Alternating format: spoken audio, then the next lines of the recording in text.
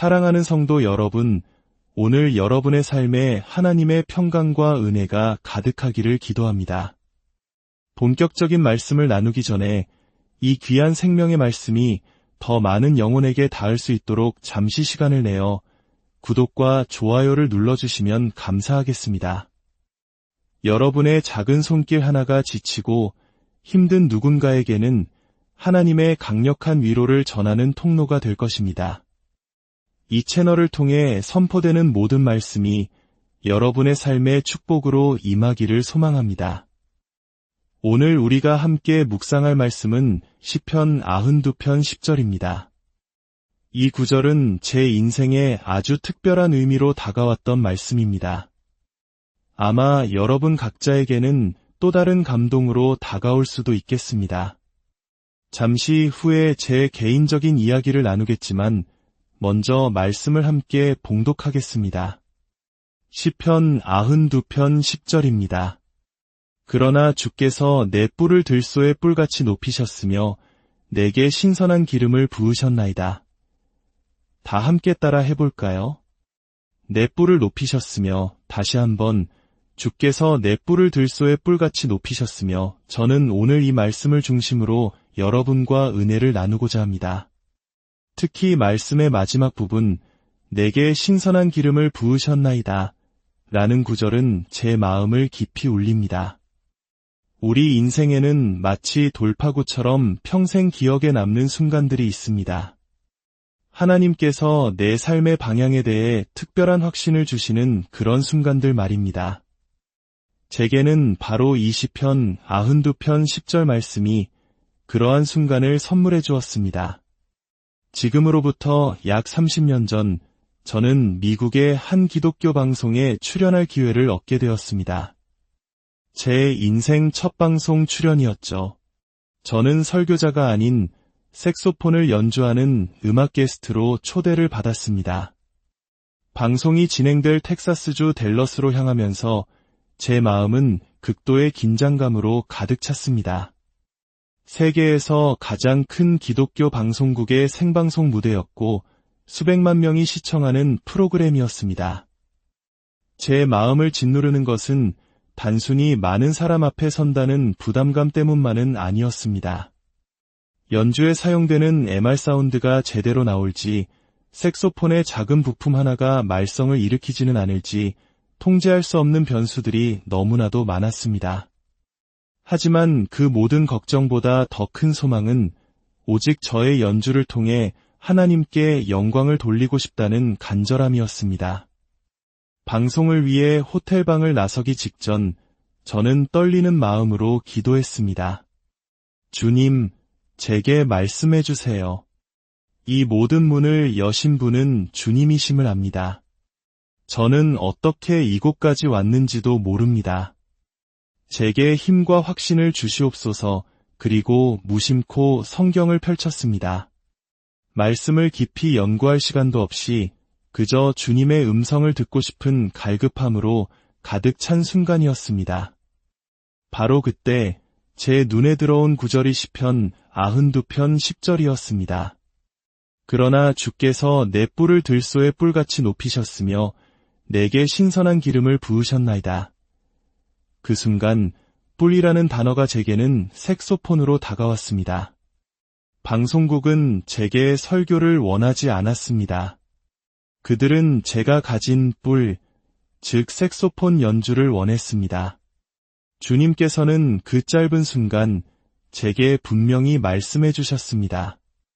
내가 스스로 이곳에 온 것이 아니다. 이것은 내 계획의 일부이며 내가 너의 뿔, 너의 재능을 높여 사용할 것이다. 저는 그 말씀을 붙들고 완전히 새로운 자신감과 힘을 얻어 방송국으로 향했습니다.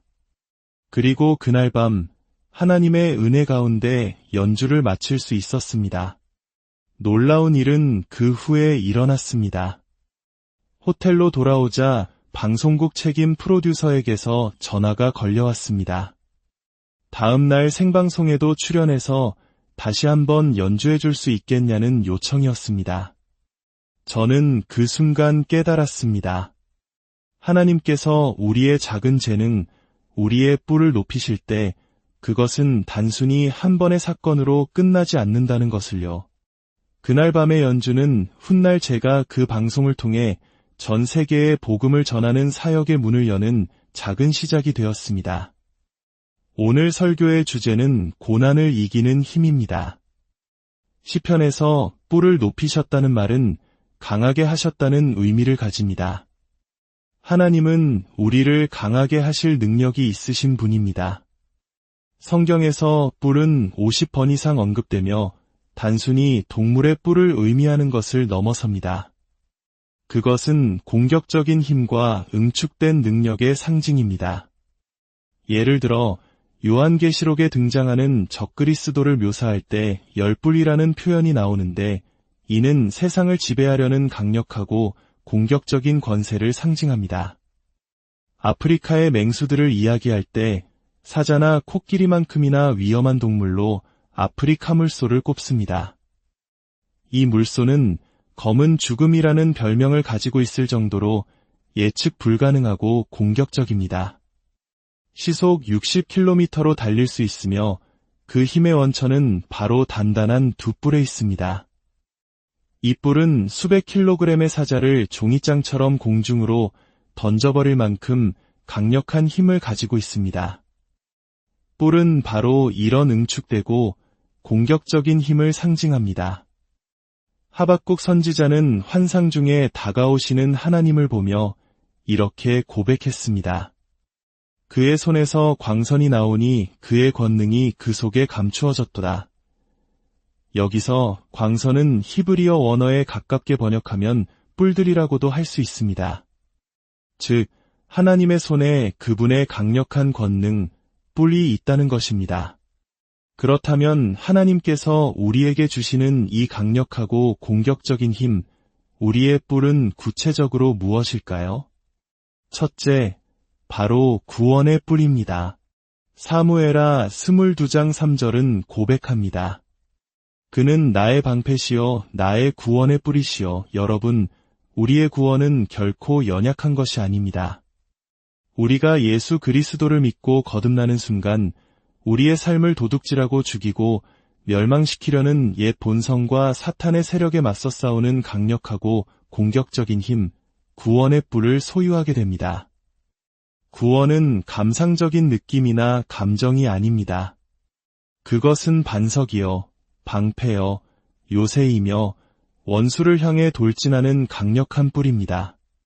마귀가 우리를 넘어뜨리려 할 때 우리는 속수무책으로 당하는 피해자가 아닙니다. 우리 안에는 구원의 뿔이 있습니다. 성령의 능력은 공격적으로 강하며 우리가 영으로 기도할 때 원수의 진을 파하는 힘이 있습니다. 사랑하는 성도 여러분, 패배감에 젖어 간신히 신앙생활을 이어가는 그리스도인의 모습을 벗어 던지십시오. 우리 모두 영적 전쟁의 한복판에서 골짜기를 지날 때도 있지만 우리에게는 결코 포기하지 않게 만드는 구원의 뿔이 있음을 기억해야 합니다. 우리의 구원은 우울증을 이길 수 있습니다. 두려움을 이길 수 있습니다. 중독을 이길 수 있습니다. 질병을 이길 수 있습니다. 할렐루야. 우리 안에 있는 구원의 능력은 세상 그 무엇보다 강합니다. 둘째, 기록된 말씀의 뿔입니다. 에스겔 9장에서는 서기관의 먹통이 등장하는데 이는 잉크를 담아 글을 쓰는 도구입니다. 이것은 하나님의 기록된 말씀, 즉 성경의 능력을 상징합니다. 사랑하는 여러분, 이 성경책은 공격적으로 강한 힘을 가지고 있습니다. 이 책에 담긴 말씀을 읽고 선포하고 믿고 붙들 때 우리의 삶을 변화시키는 놀라운 능력이 나타납니다. 저는 이 성경이 세상의 어떤 사상이나 이념 앞에서도 살아남을 것을 조금도 걱정하지 않습니다. 세상의 모든 철학과 이론들이 사라진 후에도 하나님의 말씀은 영원히 서 있을 것입니다. 이 말씀은 21세기에도 여전히 살아있고 구원하고 치유하고 자유케 하는 능력을 단 하나도 잃지 않았습니다.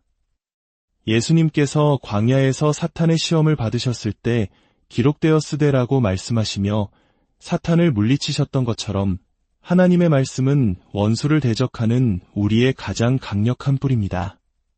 셋째, 제단의 뿔입니다. 구약시대 성막에 있던 번제단 네 귀퉁이에는 뿔이 있었습니다. 이 뿔에 희생 제물을 묶어 하나님께 드렸습니다. 이는 기도의 능력을 상징합니다.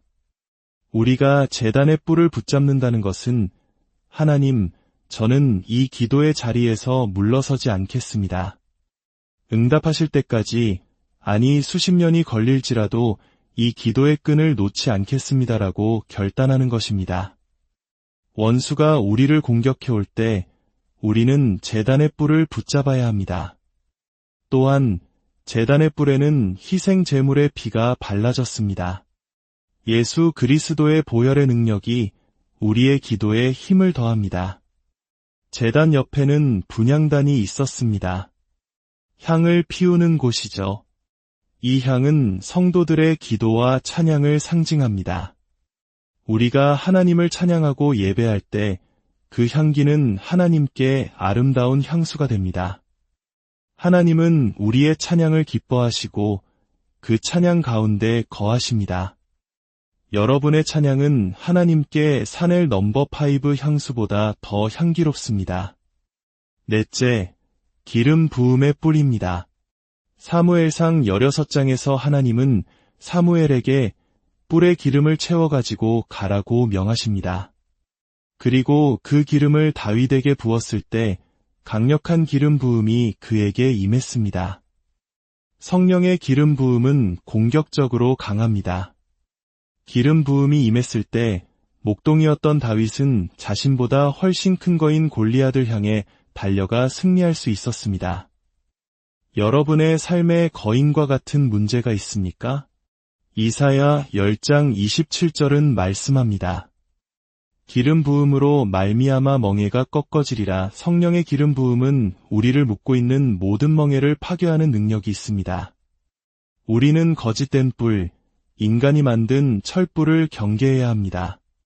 단지 종교적인 형식이나 소품이 아니라 우리의 삶을 변화시키는 실제적인 성령의 능력을 구해야 합니다. 저는 이 교회에 우리의 예배와 기도 속에 성도들의 삶 속에 하나님의 진짜 기름 부음이 가득하기를 원합니다. 말씀을 맺겠습니다. 시편 132편 17절은 놀라운 약속을 합니다. 내가 거기서 다윗에게 뿔이 돋아나게 할 것이라. 하나님께서는 다윗의 뿔이 그의 기름 부음이 돋아나게 하실 것이라고 말씀하십니다. 30년 전 댈러스의 그 밤이 제 사역의 뿔의 싹이 돋아나는 순간이었던 것처럼 하나님은 오늘 이 시간 여러분의 삶에도 새로운 시작을 명하실 수 있습니다. 오랫동안 씨앗을 심었지만 아무것도 자라지 않아 낙심하고 계십니까? 마치 꽁꽁 얼어붙은 겨울땅처럼 내 인생에는 더 이상 아무런 소망도 열매도 없을 것이라고 포기하고 계십니까? 그러나 보십시오. 하나님의 임재가 임할 때, 그분의 기름 부음이 임할 때 여러분의 죽은 것 같았던 꿈의 뿔에서 다시 새싹이 돋아나기 시작할 것입니다. 마귀가 팬데믹 기간 동안 한 영혼을 완전히 무너뜨리려 했지만 보십시오. 하나님께서 어떻게 그를 일으켜 세워 우등으로 졸업하게 하셨는지를, 하나님의 일하심을 보십시오. 여러분의 뿔에서 다시 꽃이 피어나고 있습니다. 모두 자리에서 일어나 두 손을 높이 들고 주님을 찬양합시다. 그리고 입을 열어 선포하십시오. 주님, 오늘 저는 고난을 이기는 힘을 받습니다. 구원의 뿔, 말씀의 뿔, 기도의 뿔, 기름 부음의 뿔의 능력을 받습니다. 나의 구원은 약하지 않습니다. 나의 구원은 매우 공격적으로 강합니다. 내게 능력 주시는 자 안에서 내가 모든 것을 할 수 있습니다. 이제 조용히 눈을 감고 기도합시다. 혹시 이 자리에 저는 너무 오랫동안 씨름하며 지쳤습니다. 오늘 하나님의 힘, 그 새로운 기름 부음이 제게 절실히 필요합니다 라고 느끼는 분이 계십니까? 여러분의 삶의 자리가 바로 하나님을 만나는 제단입니다. 마음으로 주님 앞에 나아가십시오. 그리고 믿음으로 받으십시오. 구원의 능력을, 우리를 새롭게 하시는 성령의 신선한 기름 부음을 받으십시오. 사랑의 하나님 아버지, 이 시간 주님의 자녀들을 위해 기도합니다. 각 사람의 삶을 짓누르는 모든 무거운 짐과 영적인 싸움 가운데 하늘로부터 오는 강력한 힘을 부어주시옵소서.